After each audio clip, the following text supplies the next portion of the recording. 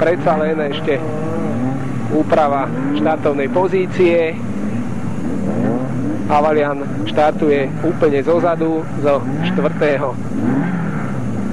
radu. Tak, podľa mňa už je všetko v poriadku.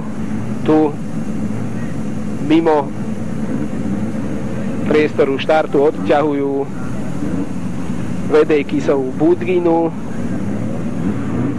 a myslím, že by sme mohli preteky odštartovať.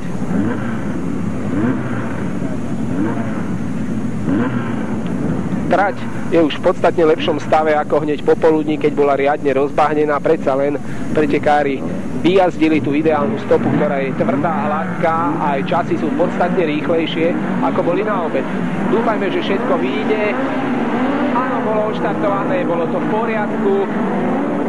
A dopredu s 52-kou český ale videli sme tam haváriu hneď. A tu je ďalšia, teda tieto preteky sa nám komplikujú. Okamžite trať maršáli kývajú žltými zástavkami, to znamená nebezpečenstvo na trati, ale 4 stroje nám zostali vysieť, čo bude vážna prekážka. Preteky však zatiaľ pokračujú, uvidíme, ako sa podarí usporiadateľom dostať tieto stroje z trate.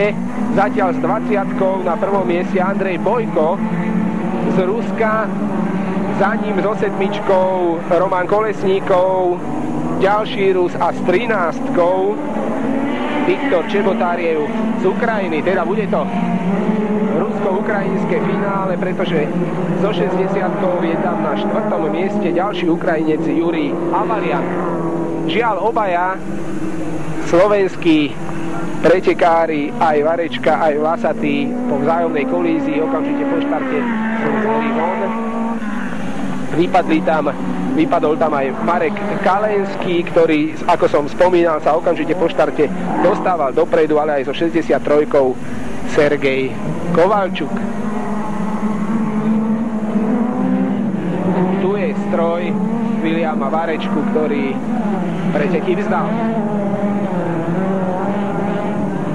Takže v cieli druhého kola s 20-kou Bojko, so 7-čkou Kolesníkov, s 13-kou Čebotariev. V súboji so 60-kou to je Jurij Avalian. Ukrajinci si nedarujú ani meter dráhy. Samozrejme, obaja chcú ísť dopredu, lebo je nádej na finále a začalo. Bojkovi nie je pochyb, získal si pomerne veľký náskok.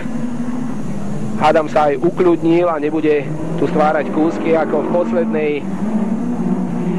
rozjazde, pretože tu spravil niekoľko technických kiksov a len tak dokončil preteky na mieste, ktoré mu umožnilo štartovať aspoň v tomto finále B a nič nestojí v tejto chvíli v ceste tomu, aby sa dostal aj do finále A.